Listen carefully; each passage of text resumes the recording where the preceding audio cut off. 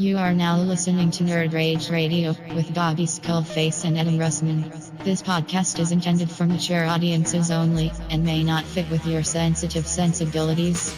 You may be a victim of meaningless outrage, or you may, in fact, be a big ninny pants. If this is the case, please feel free to turn it off now. This is no country for ninny McNinny pants. So crack open the Mountain Dew. Make sure the cheese doodles are super fresh. We're in your mother's basement. It's Nerd Rage Radio. And welcome to episode 139 of Nerd Rage Radio with your host, Bobby Skullface Big and Dick Adam Bob. Russman. Wow, you went low and then high. Talk again. Big Dick Bob. Anyway, I'm going to start out the Nerd Week because I haven't done jack shit. Please do. But I got my car that has the Bluetooth thing in it now, and it connects to your phone. I've never had that before. So one function is like when you get in, it automatically starts playing something on your music, right, to your Apple. So I've kind of been enjoying that because you never know what's going to happen. You know what's going to pop up. Sure. And I'm in here. I'm coming here. I'm listening to Man in the Mirror. Man in the Mirror is over. And guess what starts to play? What? The episode where I had Keegan from Comics to Astonish. Oh, At really? the very beginning, you know? So guess what episode that was? Which one? 54. So long ago. Yeah. I mean, that's almost 2 years, you know? Dude, What shout out is to that? Kegels. Kegels. I love them. It's his nickname. Street name. I'm doing them right now. Anyway, dude, that was a funny fucking episode, man. That Was little it? bit. Yeah, it was That good. bit was funny. I don't remember that episode. I'm going to continue listening. I'm going to go back. I'm going to start going. I'm Well, gonna if you start- find extra funny bits, be sure to mark the Oh, times. my God. That's a fucking task. We need an intern that's going to do that. Well, I mean, Manny's working on it. So think, if we have 140 episodes, the average is probably 2.5 hours. That's a lot of fucking. That's like, And Manny's been doing those fucking like a month worth of listening. those video shorts. They're good. They're awesome. They're very good. They're I like them. awesome. You didn't put those on Instagram as well? Yeah, but we're gonna call him when this is over. Okay. Have a little chit chat. We should do that. Sounds like a plan. So listen to that funny shit, man. You know, we the shit we used to get into when we were young men. Am I right? Am I on the right? show or Sure. Why not? okay?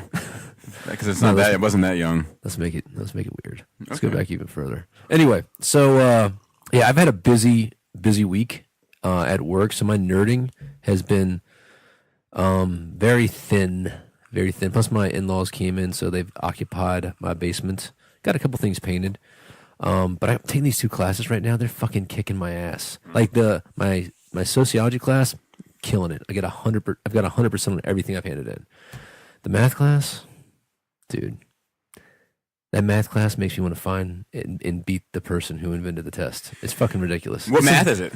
It's called liberal arts math. Wow. I know, right? It's like how to balance your checkbook, how to calculate the interest on your home, all this bullshit. Oh yeah, that you're- I did that you're- one of those math classes. that you're never also. going to use. I right? did one of those math classes. And also. not only do they show you like APR interest, which is pretty much everything everybody does. They do like what is it? I forgot. It's simple interest, which nobody fucking uses. On mine, it You was know? I think it was called like practical math. Or Yeah, something like, it's it's so like fucking it's stupid, basically man. the math for dummies class. But the funny bit is that like the answers are wrong, right? So like sometimes I'll put in an answer and it'll be wrong. Like it'll tell you if it's 5, you round it up, but then like some questions you have to round it up and some questions they don't round it up, so you get it wrong. And so you just sit there and on these homework, it's like 100 questions. So it takes you like fucking 4 hours to do one homework. It's just only worth like 2% of your grade before you can do the assessment, which is worth the majority of your grade, which is 15 questions. So by the time you're done doing it, you just want to fucking, smoke your Glock. But this is it. This is the last math class I hopefully ever have to take. Man, I remember them saying like, so I forget what the class was, but it was like, we have a few options, Mr. Skullface. We can do calculus or practical math. And I'm like, Ooh. well, what's this practical math about? And they're like, it's where you like learn how to add and subtract. And I'm like, so Yeah. I mean, it was like the first thing was like, convert this decimal into a percentage. Convert this percentage into a decimal. I mean, it was like ridiculous. I haven't even opened the book. Perfect. You know what I mean? I'm getting like 100% on the fucking homeworks, but then the assessments is fucking me in the ass. I mean, it's fine. I'm still getting an A in the class. It's just Dude, I've stopped doing it. I have until like the end of May to finish it. So if I stop doing is finishing my sociology stuff, which I'm surprised I haven't triggered my professor yet because I'm not holding back on that bitch. You know what I mean? Right? Yeah, You know? You've been saying. So, which you know what? She's digging it. So She's it is been what it is. Yeah, I mean, yeah, I appreciate that. I appreciate that. I did listen to a couple cool podcasts. One was with Joe Rogan, Sam Harris, who I'm not the biggest fan of. He's like a big time atheist. I'm not the biggest fan, but he's a smart dude, and I feel like he's the kind of dude where he can have an intelligent conversation, and you guys can agree to disagree, both walk away appreciating each other's perspective. And he had this one dude on there. I can't remember his name. It's going to be super racist of me because he's a Muslim guy, and I can't remember his name because I'm not familiar with those type of names. But Najin, I think, is his name. Whoa. Those type of names? Yes. Muslim type of names. Is that That bad? doesn't sound right. Well, you know what?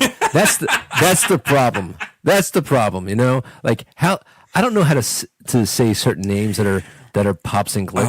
You know, it's shouldn't fucked be up racist. that you can say Lehman Russ and not Muhammad. No, I think his name is Nijin.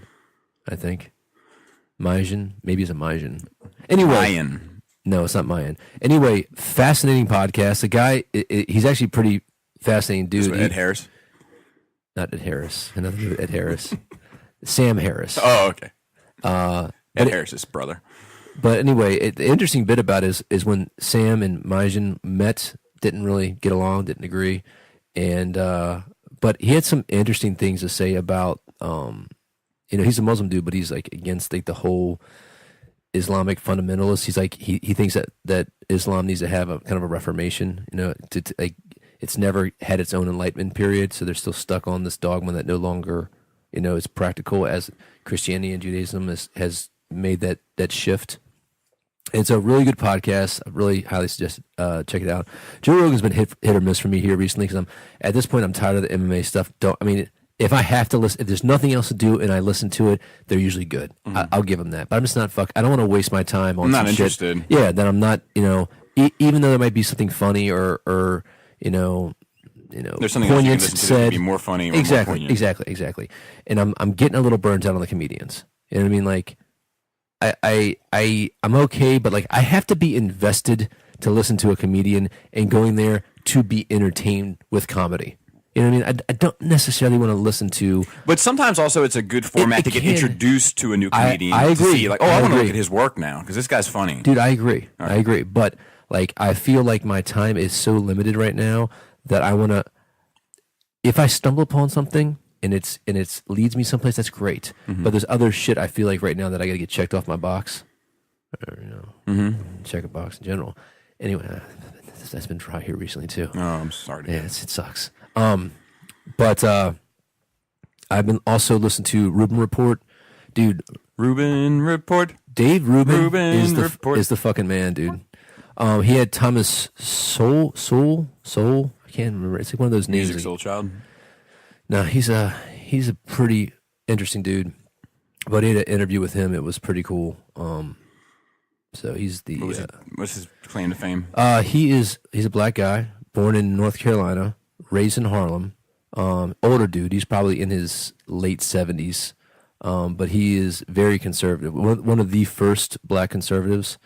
And but his main claim to fame is that a lot of the social programs that we initiate, they don't do anything but hurt the culture. You know what I mean? So like, for example, everybody wanted to do sex ed, and when the revolution started to educate people of sex, the STDs shot up, and teen pregnancies shot up. So it was like, we think these programs are positive, but they end up damaging the culture. Same thing with like the welfare program. Like, we were at the point of almost eradicating poverty in like the welfare program, and all of a sudden poverty shot up. And just there's different things that he thinks that like, a lot of people had these concepts that these programs will work because the world is the way they want it to be, and when it's not, they're kind of married to those ideas. You know what's interesting to me about welfare, and we don't have welfare in Maryland, but we have temporary cash assistance. We didn't subscribe to welfare. Gotcha. But We also don't do the 1st and the 15th, like many other states do. The 1st and the 15th of the month check. Yeah. In Maryland, whatever date that you're approved, That's your date? That's your date. It's a common misconception. Yeah. You know, Now, is food stamps a federal thing or is that a state thing? federal, run by the Department of Agriculture. Gotcha. And they actually have more money than they can give out.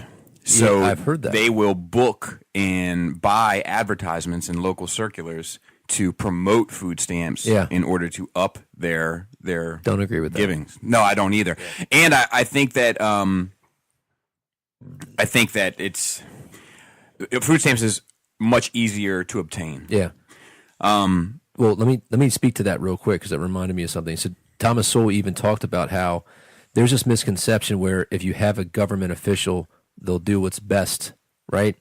But the truth of the matter is, all of these different entities or agencies or different sections, it all comes about self-preservation because they basically become their own organisms, right? So like the agricultural thing, they've got more money than they can give out. So they waste money on advertising trying to give out more money. Right. Where logically, if you're being stewards of government funds, it's like, well, don't give them as much money. No, of course. Put it in another program. Of course. Sorry about that. But so we have temporary cash assistance, and like I'll tell you, it's trash. Like there's no way Yeah. you can do anything with that money. Like Yeah. it's impossible to sustain yourself. Yeah. Like that's my question is like I worked for the state in social services for a year. I'm far from an expert, and this was 10 years ago. So, that shit constantly Shit done changes. changed. The guidelines, they change every month. Yeah. Especially in the election era, it's going to change. But it's next to impossible to obtain. Yeah. And then once you obtain it, there's no way you can sustain life from it. So there has to be money coming in from somewhere else. There has to be. Yeah. Because the money is, I think, people that don't know, including myself prior to getting that job, have no idea the amount of money that these folks are getting a month. I spend more in groceries a week. Yeah. Yeah. Well, you did tell me on one thing that there'd be situations where you were giving away money for people who like came in there with like, cartons of cigarettes in their purse and new cell phones. And you're like, what the fuck, man? Yeah. Yeah. Yeah. So, But they can use that money for whatever. yeah. Unlike like food stamps, you can't get certain shit. You can't, but there's workarounds. People buy your food stamps for like. Sure, Yeah, but yeah. your actual card, like it won't Yeah. credit it on certain Well, items. did you hear about? This is actually an idea that came out of this current administration. I'm not going to say it's Trump's idea because I don't know who the fuck's idea it is. But you know how they have like Blue Ribbon? I think it's Blue Ribbon. Not Blue Ribbon. It's probably not bad. Like Blue Apron, where they bring you food. So instead of giving out food stamps, they give out those. Like mail to your house comes food with instructions, all the ingredients. That's to make, cool. Yeah, I think that's fucking brilliant, Yeah, dude. yeah. That's fucking brilliant. And this way, you're also, once again, it's taking away people's personal accountability, but at least if people are not accountable for such actions, at least Yeah. their kids are Yeah. getting nutritious meals. I agree. Balanced I agree. meals. And the other thing too is a lot of these areas which are on the decline, they're what's called food deserts. So I know it sounds crazy, but hear me This out. is funny. Yeah, so like they don't have, even though there might be a corner store or whatever, the corner store doesn't have stock of fresh vegetables and Sure. shit like that. Yeah, no, of course. So they're buying shit food that's going to make them unhealthy. Just went to the corner store. You know what I'm looking for. St. Ives. But yeah, it's just. But the other problem is, when you start looking at that and the amount of money, and trust me, I'm not a person that says, well, it's only so much money. I feel like, well, if it's only so much money here and there's only so much money there, and we start taking all the only so much money balances, Yeah. eventually it's going to lead to more money saved. Like people will be like, well, it's only $10. It's only $10. Like, no, I get that, but if we save the $10 here and we save the $20 there, now we have $30. Yeah, I agree. So I'm a proponent, but the money that we spend on that compared to other shit is it's minuscule. Yeah, yeah, I hear you. But it's still money. And, Sure, and that's not to what- say, that's what I just said. Yeah, and not that and don't get me wrong, I actually do believe that there needs to be some social Safety net, yeah. social program, especially for those who cannot do for themselves. Yeah, and we have to be So, able to. But yeah. there's I mean, Like for sick folks, for right, but you then know, the mentally sick, challenged. the sick shit yeah, gets very sketchy. You know, it does. It does. I You know, know. like I'm disabled. I'm depressed. Like, well, bitch, so am I. I'm talking about like. And I'm not taking away from people who are depressed. I know those yeah. feels, but it's, you know, maybe like I mean, I'll be honest. Sometimes when I'm depressed, it's because I'm not getting out and doing things. You know, I have heard some like some research in some of these like they had a lot of private hospitals back in the day that was like volunteer based, like for people who are psychotic and stuff like that. And then at one point they decided like, hey, let's just let the state run this. And then just became fucking horrible. Like the shit that horror movies are based off of. yeah. You know, and then those programs existed for a long period of time, and then all of a sudden overnight they just kind of stopped and they just released the hounds. So these people who had been institutionalized, which were probably making their condition worse in the horrible conditions they were living in. And then they were released to the public just to fucking live on the street now. I'm much more okay with state regulation than I am with state-run programs. Yeah. You know what I'm saying? Yeah, like, the state. I think it's fine to have guidelines on how to run a program. Exactly. Yes. The state just has. I mean, we are in a small state. It's a highly populated state for its size, but we have enough fucking problems. I agree. You know what I mean? Like, but this is still one of the best places one of the safest places to live in the country. But you can't take that and say, okay, well now we're going to get into this and run this too. Like you know, it's butter over too much bread. Yeah. I did it. Fuck, I did have something else I wanted to say. But, anyway, the Thomas Sowell interview is very interesting.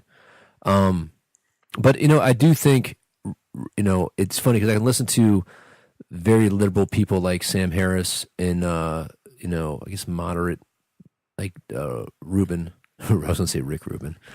Dude, I would listen to Rick Rubin. But I mean, I do. It like that's a fucking nut, dude. I feel like Rick Rubin should score Alan Moore's life. Ooh, I'm down with that, dude. That should be a conversation. Like, who do we want to see? Fucking what documentaries what about? biopic movie? Oh, dude, now you know what I want to see a documentary about? Fucking Allison Mack.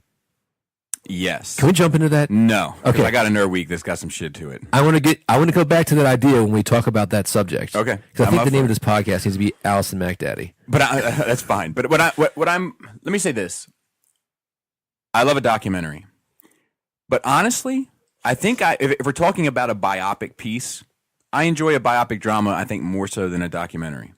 Yeah. You know, about a certain thing. Give me the documentary all day long. Yeah, but give me some actors in there to fucking show me the truth. Yeah. Give me some people in there. Give me some drama. Give me some, you know, grab my heart. Yeah, I'm down. Like that Roxanne Shante shit. Like, dude, that's fucking great. Really? You know, like, but I'm a sucker for those types of movies. Like these, like, rags to riches type, you know. Yeah, I will say though, I do every once in a while I get a documentary This was rags to rags. that's good, like that Lady Gaga one I really enjoyed. Yeah, I haven't really seen that enjoyed yet, but I one. want to see Is it. it like 5'2"? I think it's called. 6 foot, 7 foot, 8 foot, drop, Punch. 6 foot. Okay. All right. Anyway, Oh, so your nerd week. Yes. So I saw a few motion pictures this week. Motion pictures. I did. The moving pictures. I watched sir? Guardians of the Galaxy Volume 2. Okay. Because we're almost finished. We're going to do Spider-Man tonight and then Thor on Tuesday and be right in time for Avengers on Thursday. Nice. Speaking of Thursday, when you are listening to this show for the general audiences, not the blessed chosen ones that choose to support us. Thank you, blessed chosen ones. But for the general audience that'll be getting this Thursday, say a little prayer to whatever God you worship. I'll be taking my CDL driving test that day. Ooh, big day for us. So say a little prayer or give a little thought or put some positive energy into Yeah. the universe. I need every last bit. Put a little love in your heart. I did parallel that, parked that bitch. Dude, this that was week. nice. Yeah. That's nice. Skirt. And what was I going to say? So I watched. And you actually had to put a bucket full of water in the back of the truck. Yes, and you can't spill You anything. can't spill the Yeah. bucket of water. Much like Eddie Murphy trying to get the knife of Ashanti. Is it Yes, Or Shantae. Ashanti Decker. That voice is trash, by the way. Dude, Guardians 2. Let me say this: my wife enjoyed it. Yep. Liked it better than the first. Okay. It's my third least favorite Marvel film. But I'll tell you where I think the heart of it is. It's in that Nebula Gamora story element. Oh, I like that. Yeah. I love it. Like, I love the, like, you wanted to win and I wanted a sister. And Yeah. I'm like, God Yeah. damn. I mean, dude, I think those elements in that movie are all through it. I think the father-son bit. No, I agree, but there's a different element, and I don't like that element at all because it's just not true to their. It's just not true to their father-son relationship Based off the first movie? based off the books.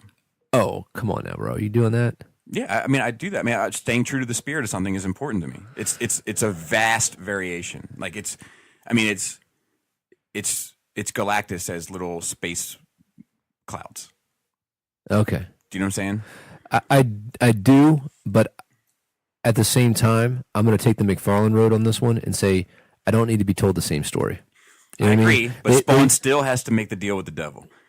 I agree, and I mean, I don't. So Zandu's character is totally. Well, I don't even care. Yeah, he's not even really a participant. Yeah, and Yondu, and then also, Yondu, and then that's also Yondu. that relationship doesn't bother me at all.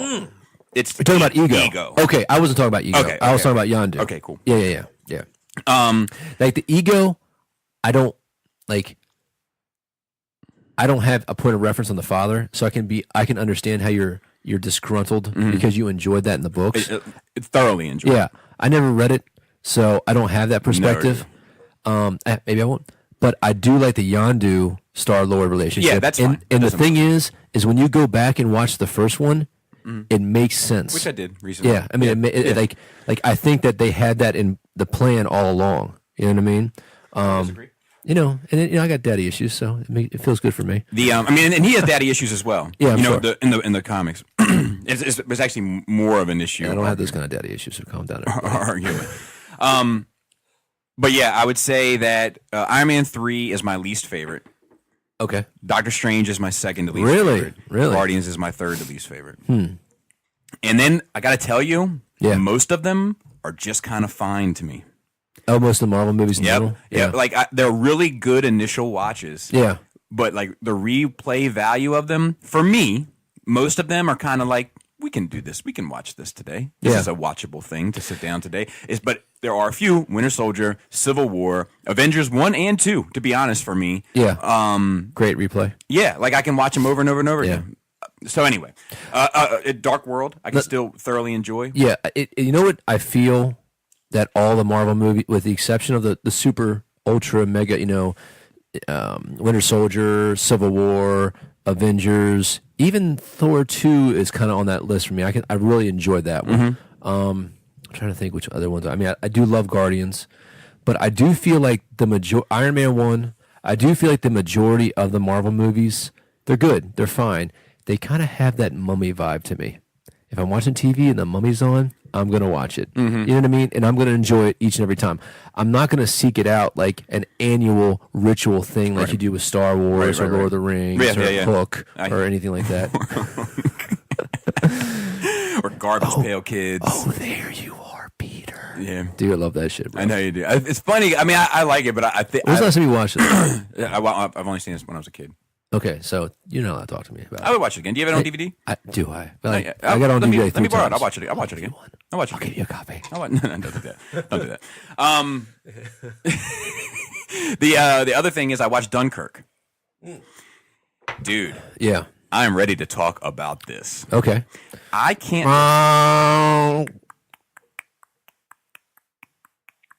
We're pretty good at this. We should do a segment where we try to do audio renditions of all trailer music. So anyway, I still haven't forgive him about that when we had to watch that fucking trailer like 15 times. Okay. Okay. They fuck you with the trailers. This is that time, right, where they made you watch 5 trailers. Yes. The way I feel about that is Yes. the exact same way I feel about this movie. Okay.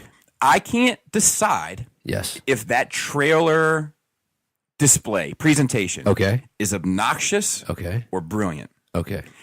This movie, Yes. I can't decide if it's the best World War II movie ever made Okay. or the worst World War II movie ever made. Let me explain why. You know when people talk about Saving Private Ryan? I don't like all this ambiguity. Let me explain. Okay. You know when people talk about Saving Private Ryan? Earn this. And they're like, have you seen the first 10 minutes of Saving Private Ryan? it's the most cinematic, amazing display of war ever. You've heard people say this. I have. It's been a while, but I've heard this. Yes. It's very formulaic, and to be fair, it's usually a very specific type of person that says this. You know what I mean? Okay. Guns, God, and government, and the whole bit. And sounds like a racist statement, but I'm gonna let it pass. Yeah, I mean, it's just like like the same guy who watches Taken 3, and is like, it just never gets old. They haven't Taken 3. Oh yeah. Oh really? Oh yeah. This Taken show. Yeah, but it didn't last very long. I didn't watch it. Yeah. But anyway, and there's an Equalizer too. I'm just saying. And I agree that the first 10 minutes of Saving Private Ryan are awesome, and I think Saving Private Ryan is a great film. Mm-hmm. Okay. The first 10 minutes of Saving Private Ryan, yes, is the whole 2 hours of Dunkirk. Oh wow. It's nonstop, and it's brutal, and it's fucking. It doesn't let you. It puts its foot on your throat, and you get to breathe when the credits roll. Oh, I don't like that.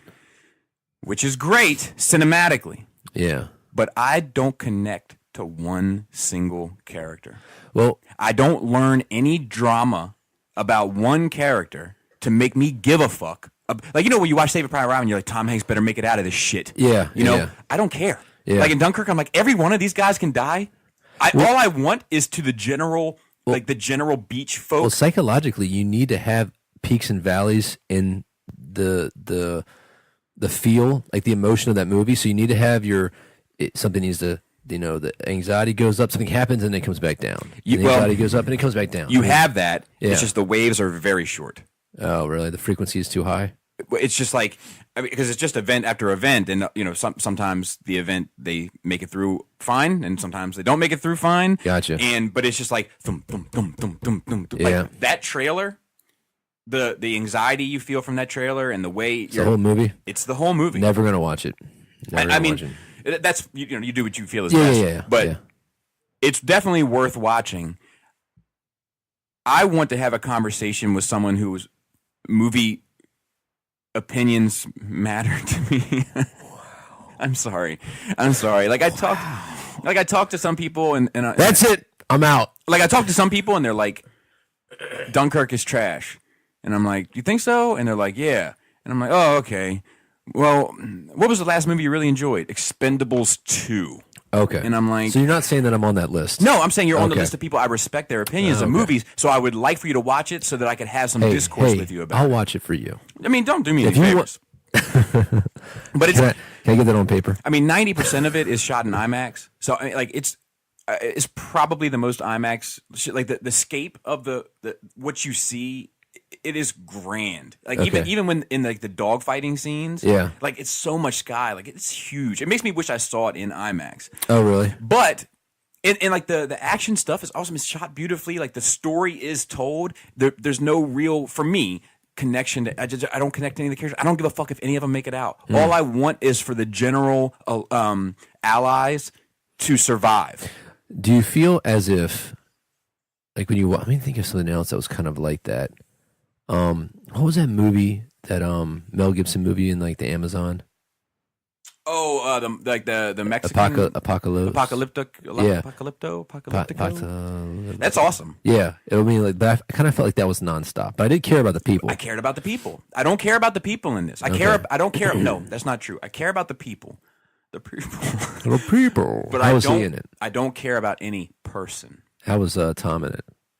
He's great, but I mean, this is all you see of him for like most of the movie. Oh, he's got the mask on and shit, and you know what mask I'm talking about. Does he do one of those? He's like, we have to save the people. Dude, that would be funny. That'd be funny as shit. But like, I mean, the performances are all good. There's not a single bad performance. It's really a writing problem in the sense of like you just don't. Do you think he's at the point now? He's like, I'm going to do something crazy to see what happens. I think now here's another thing. I think that whole situation, let's call it for lack of a better term, the situation, it means more to British people than it does to me. Ah, okay. So I would like to talk to a Brit also. And like not Cody, because Cody has no idea what happens in the rest of the world. Yeah. Like I was talking to Baltimore. I was like, well, this is where we kind of beat off the British, and they couldn't. He was like, beat them off to where, man? I'm like, no, like during the Revolutionary War. Revolution. I haven't been one of those in years. You know, you know what? It's fine. It's pretty water, isn't it? Shout out to Cody. Yeah, Cody will be here in a week. Oh, sweet. What's happening in a week? Oh, we'll get together. But look, I think that it might mean more to them. You Okay. know, Word. and that's fine. And it is a cool historic thing. Yeah. You know, like these folks are just like a cool historic military blunder. I mean, like that they were like these folks, like these fishermen and shit, were just like, let's go get our people. Yeah. Yeah. You know, like that's fucking cool. Yeah. But I just wish I cared more about any one character in that. Yeah. Movie. Let's see what else I watched. I watched something, which made me laugh, but like, I don't know if it was in the commentary. I don't know if it was something, but it was Mark Hamill talking about like what he would have liked to do at the end of. Did I tell you about this? No, I did watch. What he wanted to do when he faced off against the First Order. No. What do you want to do? What he thought was the best move, Huh. and Ryan Johnson disagreed, and it was a dispute. What's that? He wanted to turn into an 80-foot Luke Skywalker and smash the tanks. Dude, that'd have been awesome. That would have been ridiculous. That'd have been awesome. That'd have been, you know what it'd have been? That'd have been the cherry on top of that fucking cake. That would have been the stupidest shit in the world. Look, I watched this Redman skit. Oh, when he's in the elevator? Yeah, like for those listening, I'm a Redman fan, but he had this one. He's all skinny now, man. Yeah, I think he's always been skinny. Just people didn't wear tight clothes back then. Oh, maybe. You know, Yeah. but he had this line where he's like, "I'm like rah rah, like I had cerebral palsy." Like I think it was I can't wait to get it on. I can't wait. But he did this like comedy sketch, and I think it's old. But he's like in the elevator with a guy that has cerebral palsy. It's so Go ahead and play fucking it. funny. Like the well. I was no good. Well. Prison Redman. Right? Yeah, that's me. What's good? What's good? You know that song you have where you go, I go, rah, like I have cerebral palsy. Yeah, I wrote that. I mean, you know, that's what I do, bro. You know, I'm creative with the lyrics. That's all it was. I have cerebral palsy. Hey, listen, man. Hey, don't take it offensive, you know, but it was just lyrics. I was young at the time, you know. Anyway, No. It continues on. It goes on. It's pretty long. Hey, is that Gavin dude? The guy there? I have no idea. I don't even know. I don't think he really has cerebral palsy. Let's put that out. No, I don't think he does. Yeah. No, I really don't think he does. But I think the skit was very funny. I'm trying to figure I out. did watch a Star Wars thing. I have a question for you. Yeah. And this isn't to initiate a Star Wars fight. Oh boy. But I did. So I wanted to have this question, but when you said something, it did remind me of something. I did see this because I wanted to watch the documentary on the Star Wars documentary that you were talking to me about. Oh yeah. I couldn't find it on YouTube. On YouTube. But I found other people's commentary about it. Uh huh. And one of the interesting things this guy was saying is like if you look at Mark Hamill and how interview after interview after interview he didn't like it, and then when the movie started, like Disney talked to him or whatever, and then he kind of changed his tune. And now that the movie's done, it's on DVD. It's changed back to like I don't care anymore. I'm not interested. I don't want to be approached to it. But one guy did say something interesting is that, you know, if you watch the video, Hamill is never happy or smiling when he's with Ryan Johnson. He's like a sourpuss. But then everything else when he's around people, he's like happy and laughing and joking and whatnot. And so like, you know, like he's wondering like, did this guy, was he really pissed about the choices that were made and just fucking was a good sport and followed through and, you know, he was a professional and did his contract, but he just, you know, and then he played ball with Disney once the movie was coming out, not the thing. But it was just an interesting aspect. I say that to say this. So recently I've realized here that this is something interesting with 40K. They're doing these rule updates and everything, and I just think that they're fucking up, right?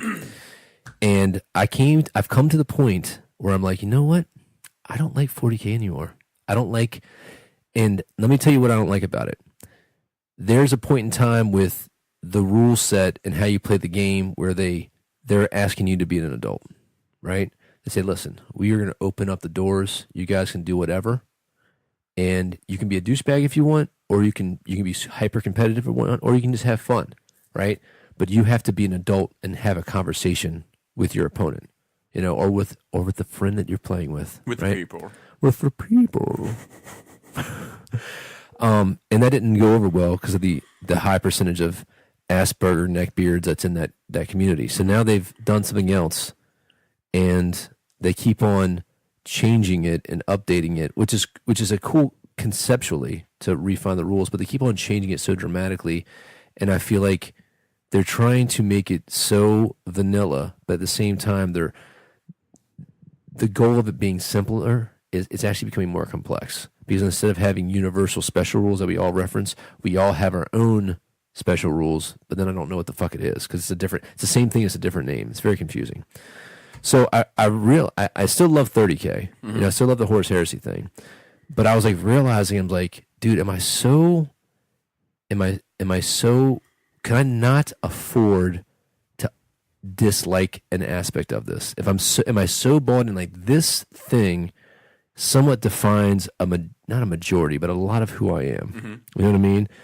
And so, like, if I dislike it on any level, if I go down that road, I'm kind of scared. Like, I had this whole case full of 40K models, a whole case, like a fucking huge Space Wolves army, right? I spent hours of my life and time and thousands of dollars. I mean, you've asked me this question procuring. before. Yeah, I know, but I'm realizing it for myself. I'm like, no, this is a realization of my own.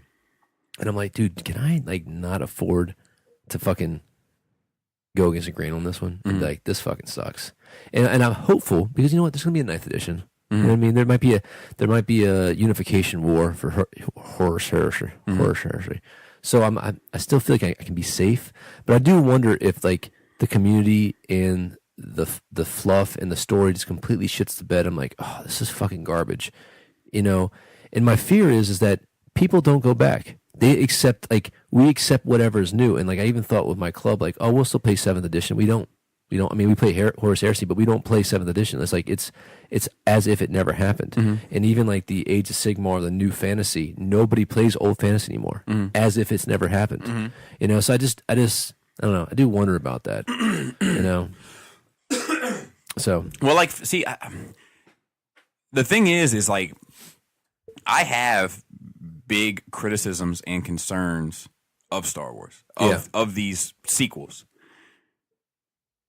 But they don't really turn into conversations with you and I, because when I voice them, you're like, yeah, I get that, and we just move on. what are your concerns? My concerns are that I will have no connection to these main heroes once this story is over. Ooh, okay. Like, that it will make me feel empty. Because The Last Jedi, well, let's talk Force Awakens. Yeah. Force Awakens, I start bonding with Rey through the whole movie. Yeah. Right? The Last Jedi choice of making her no one makes her no one to me. Okay, so she's moved back a click even when you watch the first ones? Because if that ends up being the case, which I still to this day don't think it will, but if it does, I don't care. Yeah. Like, yeah, that is who you are. You are no one, and Kylo's right. You do not have a place in this story. Do you know? Like, Yeah. And the same goes for Finn and also for Poe. I think that Poe has a lot of potential to be a great character. I agree. But we're not getting that from him. I got more from him in Last Jedi than I did in Force Awakens. Yeah. So that helps with me. But it's still not enough to make me care about the band. Yeah. I don't care about the band. Like, it's part of the... Let me say this real quick. We'll get back to it. I also watched Captain Fantastic. It's fucking awesome. It's Captain Fantastic. It has Ego or Aragon from okay. Yeah. And his wife is battling depression, so he buys, like, all these acres of land out in the mountains, and they go live out in the woods with their kids and with no real modern connection. To, like, look, let's just get back to the earth. Ego Mortensen. Yeah. Okay. Let's get back to the earth, and maybe this will help. It doesn't help. She fucking kills herself, and then he's trying to get to the funeral, but the in-laws are like, you ruined my daughter's life. You are not fucking welcome here. And you kind of watch this drama unfold. It's fantastic. It's amazing. It's called Captain Fantastic? Captain Fantastic. Wow. And they're right. It's an amazing movie. It's like one of the best movies I've seen in a long time. Oh wow. Yeah, I love him. He's a good actor. yeah, he is. And then I saw Ricky Gervais' stand up. Good. Incredible. Is that the one he's like screaming on the. It's called Humanity. Yeah. The one criticism I have of it is he spends a lot of time criticizing people on Twitter that send him stupid shit. Yeah. Whereas like that's cool. Yeah. I could have used less of it and just more introspective stuff. Gotcha. He did have this awesome story at the end for his encore. But I'm gonna not spoil it. And Okay. I probably won't be able to do it justice. And then I also watched this documentary called The Beginning. The Beginning is on the episode 1 DVD. I recommend everybody go back and watch it. You don't realize it at the time with all the episode 1 hype, with all the Star Wars hype and everything. But if you go back now with modern modern glasses, Yeah. just watch the people around Lucas. Everybody wants to tell him he's fucking it up. Oh, and really? nobody will. Nice. It's scary. Except maybe Liam Neeson. Yeah, maybe. And we never really got the story. Yeah. But anyway, like, dude, I think he's too much of a gentleman. and like him and Lucas, I've seen them together since. Well, I mean, it's been 20 years Yeah, now, but so. like he's talking to Steven Spielberg about the climax of Phantom Menace. Yeah. And he's like, so then like all these robots, they're going to be coming down this hill, and then the Goongas come over the other hill, and I'm just like, dude, you don't even know the name of your own shit. You know, like, you are a lunatic. You wrote it. You put the words on paper. You birthed this. Yeah. And you don't even know the names of it. Goongans. The Goongas in robots. Nice. You know, and then he's like editing, and he shot all this shit digitally. Like you know, Phantom Menace is kind of a big deal in that regard. Yeah. So he can like pull people's performances. Like he can pull your performance out of shot A and cut it into shot B that maybe Liam did a better performance. Yeah. But you fucked up the performance in this one. So we're going to take Obi-Wan's acting from clip A, we're going to take Qui-Gon's from clip B, and Panaka's from clip C. We're going to merge them together to have the perfect performance of all three. Yeah. And like the guy that's editing it is like, George is now doing his favorite thing, which is editing, I think.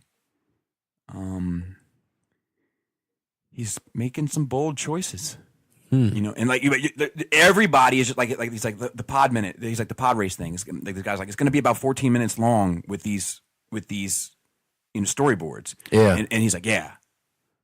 And they're like, you know, it's just, you know, okay, it's a really long pod racing is what we're going for. You know, like everybody wants to say it, but no one will say it. Wow. And he even has a few moments of clarity where he's like, he'll just be sitting there like thinking to himself, and he'll be like, you know, you got to be careful with these things because you can ruin it. And like, it's unnerving, dude. Like to watch it with somebody hit me up, a friend of mine hit me up and was like, you got to watch it. Like, and I was like, I've seen it. Like I watched all the special features, of course. And he's like, no, you got to watch it in 2018. And it is like, it did fuck me up a little bit, like watching all these people, like a lot of yes men, and you know, like the Rick McCullums of the world. And I'm not making him a villain. I'm just saying that he probably should have. You know, I think it's scary. You know, I think you don't want to be the guy that says that episode 4 is not going to work. Yeah. You know. Yeah. But anyway, back to The Last Jedi and my main issue. Concerns. Yeah. So like, I think Poe's a great character. I think they could do a lot with him. But the problem with it is the band, and the band in Star Wars is solidified in A New Hope. That's where the band is put together. And you're like, I like all of them. I like all their connections to one another. It all matters. Yeah. In the sequel, in the prequels, there is no band. Yes. You got a duet. Yeah. In You fact, have 2 duets. in fact, they've never all been in the same place In in either films, right? Are you talking about the prequels or the sequels? The 7, 8, and 7, Okay, so 8. I'm talking about the prequels. Oh, okay, The okay. prequels, there is no band. There's a duet, Yeah. and then there's another There's duet. to it. Yeah. You know? I mean, you do have in episode 2, you do have Obi-Wan, you know, Padme and Anakin in the scene there. In the one scene. The one scene. So in that, and then you do have, no, that's not true. That's not true. You have them all 3 in the ship in episode 1, but they're not the band yet. They're not the band. He's too young. You never Yeah. get the band. In episode 1. In episode 2, you do have them at the very beginning when they all meet with Padme. So at least they're in the same room together on Yeah, but several it needs to be occasions. more than that. I hear you. In episode 3, I don't think they are ever together, all 3 of them. I don't think they are either. Except when Padme gets choked out. Yes. Yeah. But like, there's a couple Yeah, duets. you're right. I'll give you that. And then in the sequels, we haven't got the band together but once, and At the very end. at the very end. Yeah. Like they don't So- even meet each other until then. Right. That's So- fucking crazy. Yeah, and that's without. I think they've given a lot of. Unfortunately, I think they've given a lot of time to Finn, Yeah. Right. They've wasted time on Finn. and I think that Finn is as fleshed out as he's going to get. Yep. And I think he's a pretty well mapped out character with a pretty cool character arc, and it all makes sense. But it's not the focus of this story. No. But I know more about him than I would like to. Yeah, then you need to. Yeah. Yeah. I think a lot of his stuff could have been covered in books. And Finn should have died. He should have sacrificed himself for I everybody agree. else. Poe, I got more of in Last Jedi, but I don't think we've reached the end line of what we We can haven't see seen his from him. final form. And my question is, all right, I think let's go back to the prequels real quick. I think want to finish this one. Okay. So I think that Rey is the most charming. Okay. She's the one that you want to connect to. But for me in Last Jedi, they take that. I'm going to go ahead and disagree with you and say BB-8 is the most charming. That's fair. That's fair. But they take the rug out from under her, in my opinion. Where if it continues that she's Aladdin with no carpet, then I'm just not interested in her. Yeah. For me. Yeah. She's more like the genie with no carpet because she can do anything. Well, you know what I'm saying. But like back to the prequels and to your point, to supporting your point, I do feel like after episode 6, let's say episode 6 came out in nowadays, right? Mm-hmm. Don't worry about the little teddy bears. But of what we know of those 3 characters, I think that we could have had a spin-off of any of the 3 characters and made it interesting. You know what I mean? After episode 6? Yeah. We could have a Han Solo episode, movie. Yeah. We could have a Luke movie, and I think it'd be more interesting once again to do them prequels, not Of with Luke, course, but with Han. But we could have done prequels with all of them. You know what I mean? not with Except Luke. Luke. Yeah. I agree. But I think that we were invested enough in those characters that a standalone movie of those characters, which is kind of a common thing now, would have easily sufficed the audience agree. wants and desires. I agree. If you go back to the prequels, I think that we could have had a prequel with pretty much any of those characters. That I don't know about. You can have an Obi-Wan one, right? We could have had a Vader movie. I don't know if I would have cared about an Obi-Wan. Oh, you're talking about wait. Let me be clear. Okay. You're talking about a spin-off movie that takes place after episode 3 or prior to episode 1.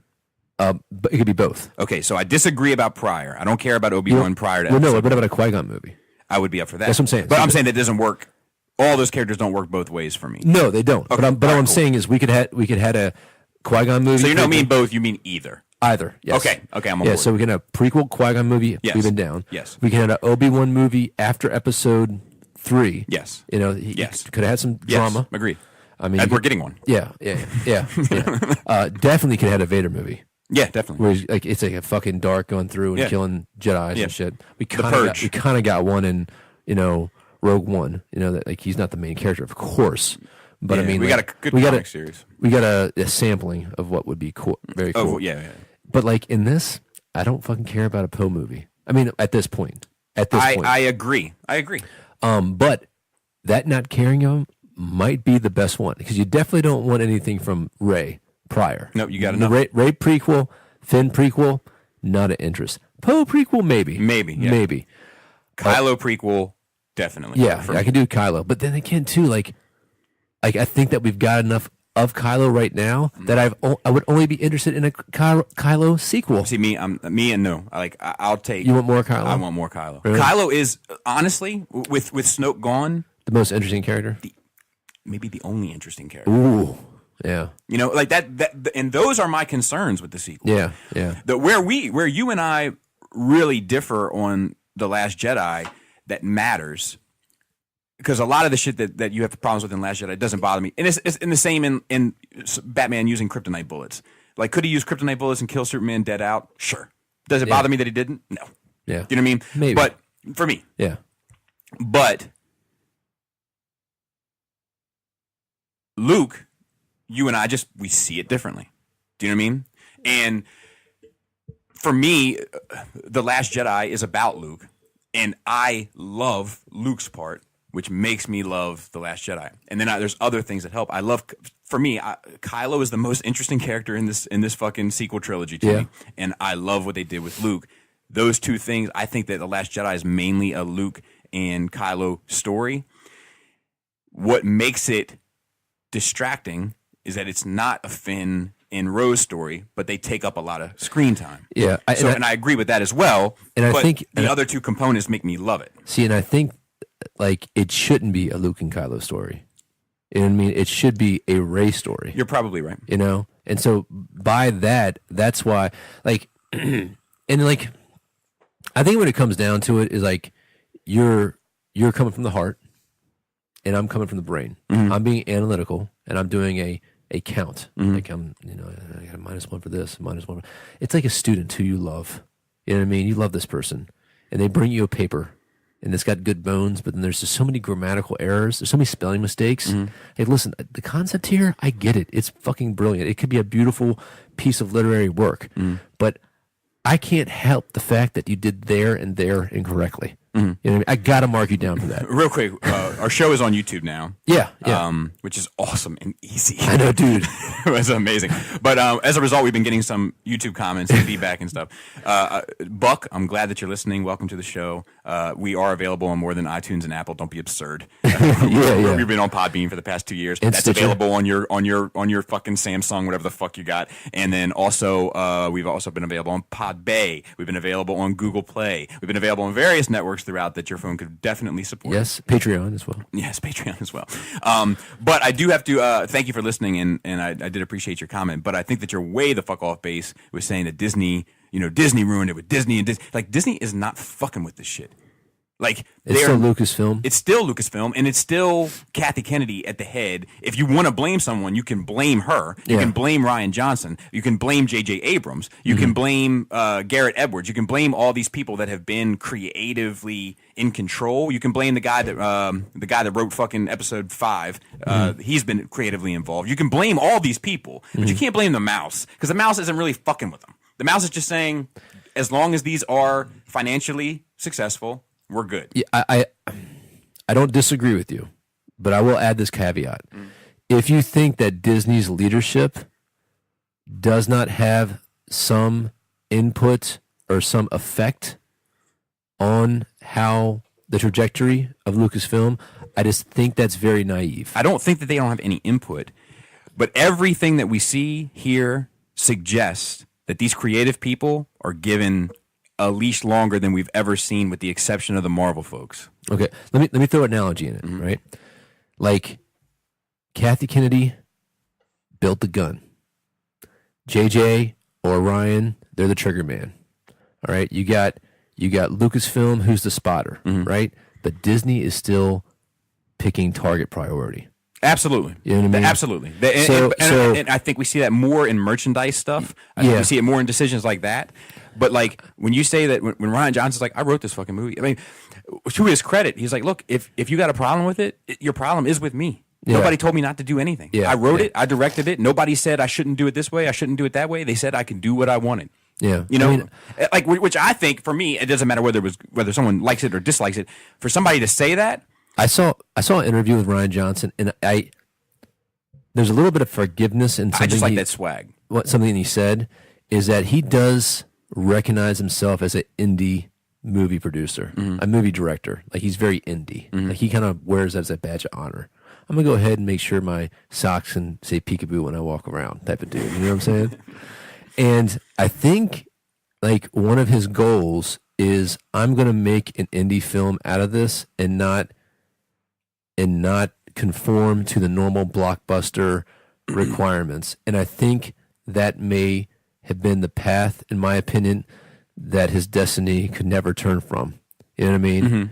And if you love or like the movie, I think we can agree it's very controversial. Oh, it is the most divisive Star Wars film I think in history. Yes, and I don't think that anything else is going to be more divisive unless they just jump the shark in number 9.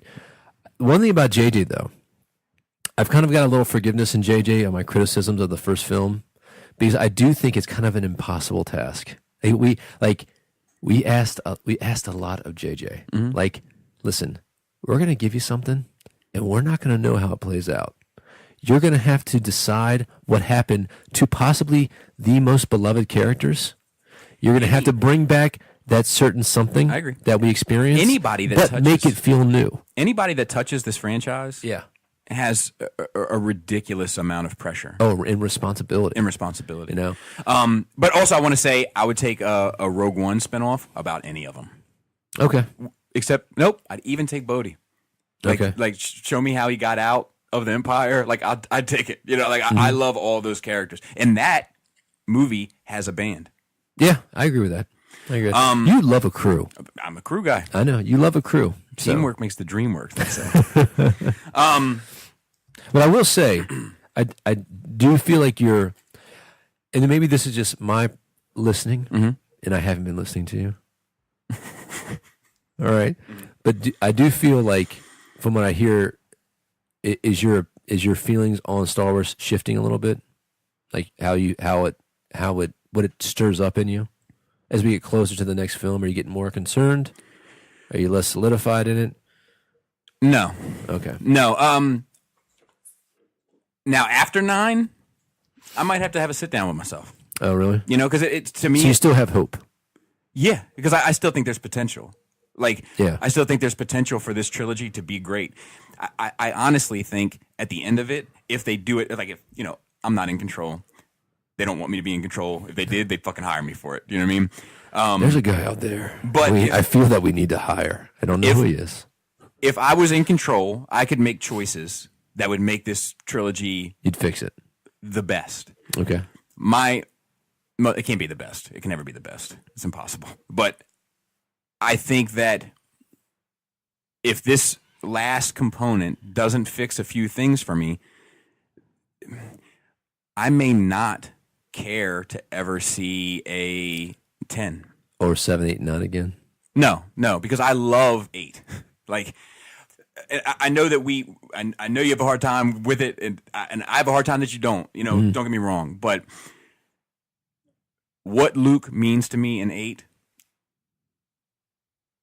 it's up there with 5 for me. Okay. But the question is, will I give a shit about the main character? And that's the question. Will I give a shit about the supporting cast? That's the question. Because as of right now, Kylo is the only one alive that I care about. So what do you need from 9, you think? I need Rey to be connected. Okay. So she's got to be She's got to be a Palpatine, a Jinn. Nope. Uh, Nope. She has to be a Skywalker. She has to be a Skywalker. So she has to be Leia's daughter. Yep. Okay. I think. You know, now maybe Leia and Han's daughter, or just Leia's daughter? honestly, Yeah. Leia's daughter. Okay. Now, my preference, obviously, is what it is, but she has to be a Skywalker for me to care, because this is a family story. Okay. Unless, see, here's the problem, right? Okay.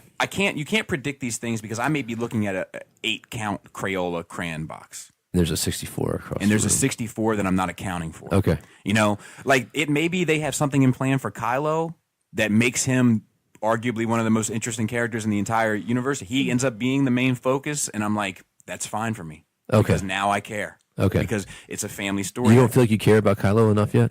No, I do. Okay. But I need, like, but if he's a bad guy and then Rey kills him at the end, I'm like, yep, don't care. Okay. You know, Rey, no one killed Kylo, and Someone. I'm over.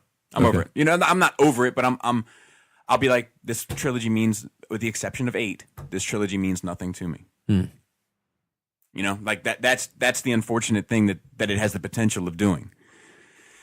I think that it's a short-sighted view to not make the saga films a Skywalker story. Yeah. Now, if Kylo, All right. And take 3. so our shit has stopped on us Twice now. twice now. We've done the notes twice now. We're not going to do them again. Sorry, everything's kind of fine. The Deadpool trailer looks great. Allison Mack had a sex cult. Yeah, the Joker looks stupid in Gotham.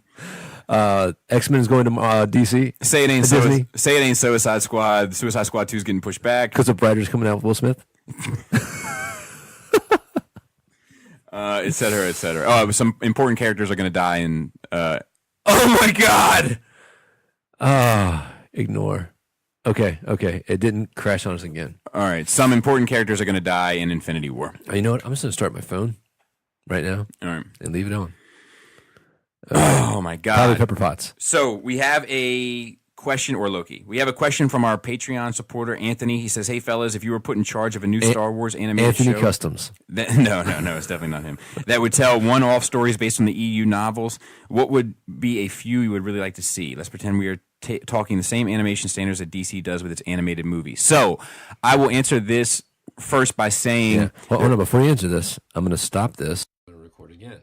So that way we have that 15 seconds. And now we're recording on my iPhone for backup, just in case. just in case. I'll say this: there is an awful lot of EU material. Some of it is very good. Some of it is great. Some of it's trash. A lot of it is trash.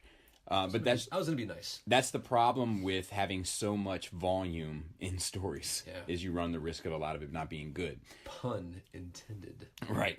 But that being said, anything between episode 2 and 3, give it to me.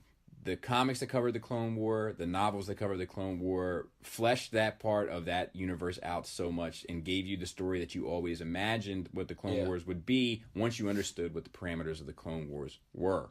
Especially Dark Rendezvous that covered Yoda and Dooku and a lot of that stuff. That stuff is fucking great, and I would watch it in an animated platform. And I don't think it does away with anything canon changes-wise that Star Wars has done since the buyout. Yeah. I could deal with majority of the Knights of the Old Republic shit. Abso-fucking-lutely. Give it to me. I even like some of the between episode 3 and 4 comics. I know you're not a huge fan of it. Give it to me. Any of the episode 3 and 4 Purge shit. Yeah, definitely. Give it to me. And then, of course, I still like some of the legacy stuff, too. Well, okay, so let's get into that. The stuff after 6. The first 2 arcs, maybe? The Thrawn trilogy, give it to me. Oh, I'm talking about, like, the Caden stuff. Like, I'm getting there. I'm starting at the beginning. Okay. Yeah, the Thrawn trilogy is fucking great. I'd take it any day of the week. Yeah. The problem is after the Thrawn trilogy. After the Thrawn trilogy, I only need the Legacy of the Force, which is the Cadus stuff. You don't like any of the Yuuzhan Vong stuff? I hate it. You hate it? I hate the Yuuzhan Vong story. Hate it? Is that the... It is, without a doubt, the worst Star Wars story I've ever taken in. Really? Yeah, that and then Dark Nest, which was like right afterward. What's the other bugs? More bugs. Yeah. It seemed like they were fighting Cobra Law from G.I. Joe. There is some cool moments in it. Yeah. But you're talking about like 14 novels. And to have like a handful of moments out of 14 novels is just not worth the cost of doing business. What about when Jason comes back and becomes evil? You're down with that? That is Legacy. Legacy Star Wars. No, is it Legacy? Yeah. I got it right here. Hold on. What about Darksaber? Legacy of the Force. Legacy of the Force. You heard it here first, folks. That whole thing, That whole bit of business. Jaina gets trained by Boba Fett. Yeah. All that shit. Like, give that to me. That story's fucking great, and it's a good end cap to the Thrawn trilogy. Like, if the Thrawn trilogy is the beginning of it. What if we see Boba Fett in episode 9? Yeah. I guess we can't. He's dead. I don't think he's dead. He's gonna be an old man. He would be very old. Yeah. He'd be older. He's older than Han. Yeah. Yeah, for sure. So those anything before 6, I'm pretty much up for. Okay. When it comes to stuff after 6, the Thrawn trilogy is a standout, and the Legacy of the Force stuff is a standout. But a lot of that stuff is fucking garbage. Legacy of the Force. And then what is the stuff with Caden? Is that Legacy too? Cadus is Legacy of the Force. Cadus. Okay. Or Kaitus. It might be Kaitus, something like that. Well, Caden means warrior, so it's probably Caden this something stupid. I think it's Kaitus. I think I was corrected one time on that one too on a YouTube video. Corrected. Left and right. Speaking of which, did you watch the skip video? I did. Yeah, I did. some of that stuff down I don't there. think I saw the first one. No? Did you do the hot dog fingers in the first one? Yeah. Maybe I did see it. It's been a while, right? Yeah. How about you put some relish on them dogs? That's fucking funny. Let's see what else we got in terms of questions. There's one I know that we got, but all right, we got that one, and maybe this one. Let's see. Hurry up before the fucking thing collapses on us again. I said, welcome back, Joe. Good to have the trio reunited.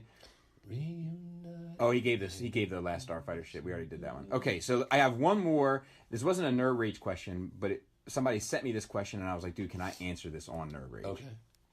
So I am going to read it in order to give this gentleman the respect he deserves. Tyler G. He said... Not to be confused with Tyler L. Or F.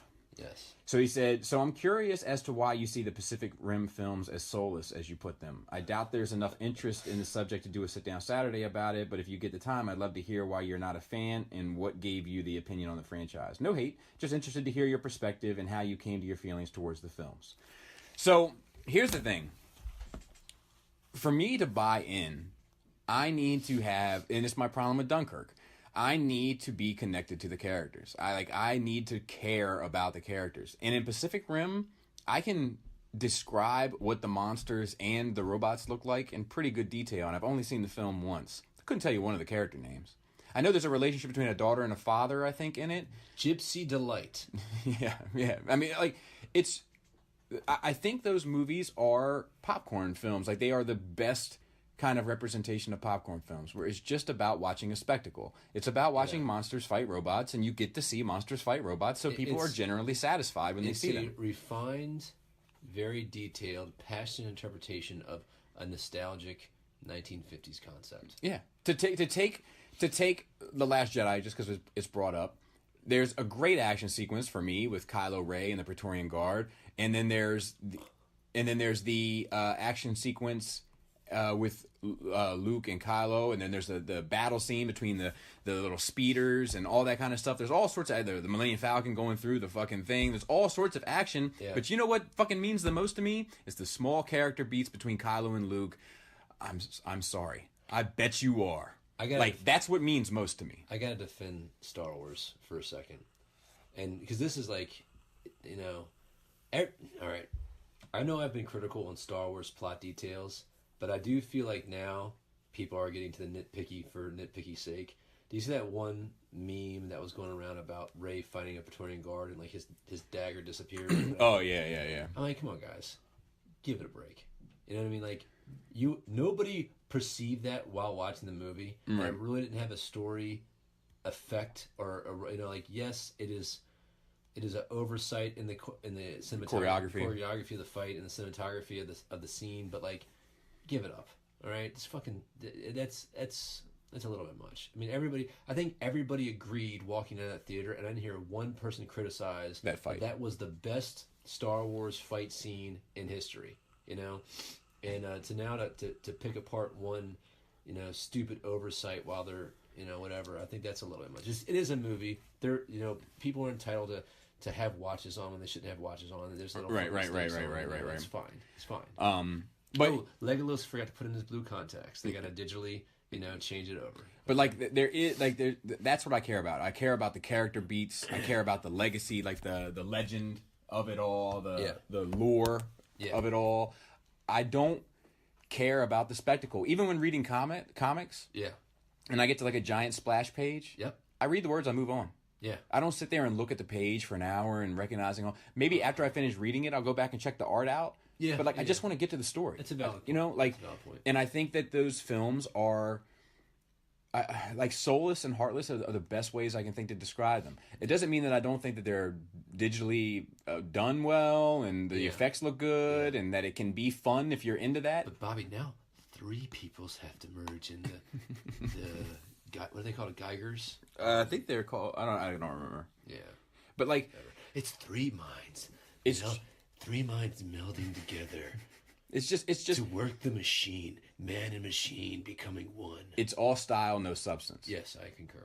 And that's just not for me. I don't watch Fast and the Furious for the exact same reasons. Yeah. I don't watch a lot of that. I do get tired of like for example, this Rampage movie. I'm sure it's fucking a romp. Oh, it's getting slaughtered. Yeah, but it's like you take an idea, and like, what if we can fucking take the Rampage video game and make a movie? It's like, listen, you're not Dave Chappelle putting your hand in a bowl full of punchlines. Yeah, you're not that good. Yeah. So fucking give it up. I know you got The Rock. Everybody loves The Rock. hell, Rock, I'll vote for you for president. But you need to relax the giant white monkey. Yeah. Okay? And the wolf doesn't even look like a wolf. No. And it looks like the thing from Ninja Turtles 2. And the Rampage game exists in universe. Oh, really? Get the fuck out of here. So, like, I just feel like Rampage was a pretty big game. You know, it was well known. It was popular. I just feel like somebody would be on the street like, dude, this is kind of like Rampage. Yeah. You know, like you're running for your life and you'd be like, holy shit. Tell me. Do you remember Rampage? Oh, you're too young for that. Quick question before we continue running any further. If I were to say this reminded me of a video game, you know, like it's too much. It's Mortal Kombat? No. No. Oh, okay. I was thinking Rampage, the giant. It's the giant animals on the buildings that are. But does Donkey Kong exist in the universe? I don't know. I feel that if Donkey Kong doesn't exist, but Rampage, that universe fucking sucks. Yes, I agree. I think that universe fucking sucks anyway. Yeah. But yeah, I just think that it's. I think it's simple, and simple isn't always bad. I'm a big Dipset fan, but it's not what I enjoy in film. Yeah, I'm with you on that. I actually ought to give shit to a buddy of mine who fucking loves the first one, and he's a really smart dude, like well-read guy, he's like a history major. Like he's one of those guys that just educates himself for the sake of educating himself. Brilliant dude, love talking to him. He loves that fucking movie, and I'm like, why? He's like, dude, you know why? I'll tell you the truth, because I had Rock'em Sock'em Robots when I was a kid. Yeah, well, and I was like, you know what? Good for you. I'm glad you're enjoying it, but don't sit here and tell me that it's a good film. Because it's shit. When I talk to people about it, I feel like they never give me any answer. Like when people are like, "What do you love about Star Wars?" and I'm like, "Man, it's this family dynamic, and this family's so fucking tragic." And like this, no one's like, "Hey, man, what do you love about Star Wars?" I'm like, "Well, there's this big circle that explodes." Yeah. And then I'm laser swords. It's never that for me. And I feel like when I talk to people about Pacific Rim, and I'm like, "Dude, what do you like about this fucking franchise?" And they're like, "Dude, it's giant robots and giant monsters." I'm like, I get it. But what do you like about it? Yeah. Oh my God. It crashed again. Yeah. So now we're just staying on this. Jesus. Why? What's going on here, man? I don't know. We'll have to take it. See how much it would cost to refurb. Yeah.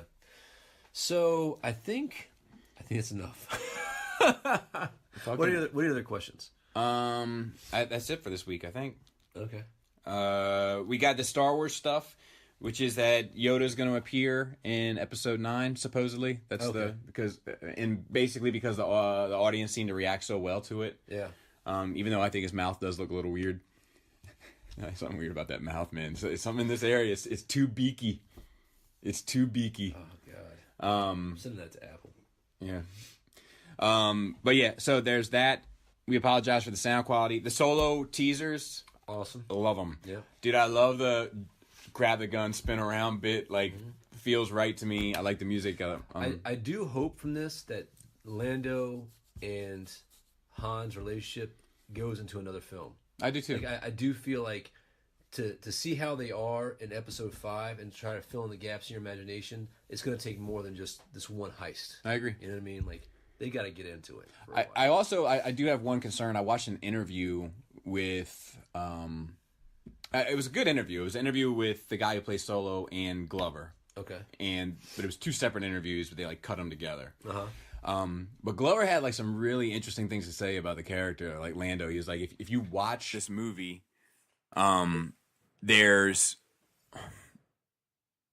Lando is like he's not dressing 100% yet.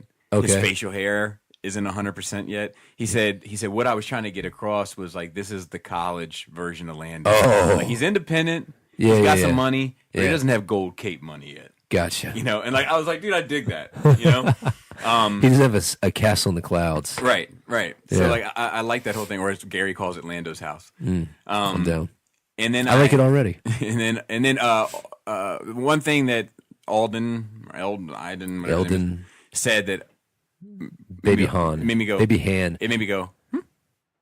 Is they were like, what do you like? What are some things you like most about this movie? And he's like, oh, there's so much humor. It's so fun. And I was like, humor like 190 years old, you look great, because I'm okay with that. Yeah. Or humor like you throw a ball against the wall and it comes back and hits you in the head, because I'm not okay with that. Do we prefer Han or Han? Han. I think it's going to be a lot of Han. You think so? Well, Billy D always said Han, Yeah. And so I'm okay if Lando calls him Han. Yeah, I am And too. everybody else calls him Han. Yeah, I am too. So On the East platform. I'm fine with that. But they got to be careful. Just saying. Anyway, anything else? No. We apologize for the short show. Dude, guys, it is a bummer. Because we both were in good moods. Yeah. So if I did cough a little bit. But we had a. I mean, it was like I want to listen back and see how long that Star Wars conversation, how much of it we got, because it was a great conversation that I value. But maybe and this enjoyed. we are recording this on a Saturday. We usually record a little bit later, so maybe we can come back later in the week. No promises. Yeah, it's a busy week. No promises. Busy week for me. It is. It is. We'll be all right though. It's gonna be. Well, we're definitely gonna be doing a little extra bonus stuff on the Patreon when we go and see Infinity War. Yes. I'm actually probably leaving work early Thursday or taking off Thursday, Okay. but I have to go to work Friday. Okay. I gotta go. I'm taking my test Thursday morning, Okay, so maybe you know what? Maybe we'll just celebrate after you pass your test. or drown our sorrows. There you go. I'm down with that too. And with that, great. Oh tits. wait, I gotta shout out everybody. Oh, and no Paul C question, right? No Paul C. He's got a baby. Oh yeah. Shout out to Manny. He's doing some great stuff. I can't wait for you guys to see it. Shout out to Raul, who also we had to touch base with. Black Phillip, Joe KW, who hopefully will be on more frequently after your work schedule sorts itself out. Excuse me. Dante for killing it on Facebook. Dante, I still need to talk to you. I'll tell you an interesting judo story. And shout out to the Cool Table Network, Shadowcast Uncut, Beer and Boulders 40K, Into the Realm, Stasis Lock, Plastic Fanatics, Toy Detox. What the fuck is under this one? Oh, it's us. And then Breaking the Mold, Building Up to It, and Fresh Communication. Once again, sorry for the short show. Sorry for the quality. I'm just fucking sorry. Okay, It's like that time I'm sorry for it all. with your wife, and you just couldn't hold it back a little too soon, right? Oh, it's like every time. I'm like, are you good? Can we wrap it up? Are you like? Look, I'm not even gonna ask whether or not you finished because I know you didn't. But if we stop now, are you satisfied? Because that's good enough for me. And with that, great tits. Tight dick player. Hold on, hit save real quick. That sucks, dude. Fuck. Oh, we're still recording on this one. That's funny.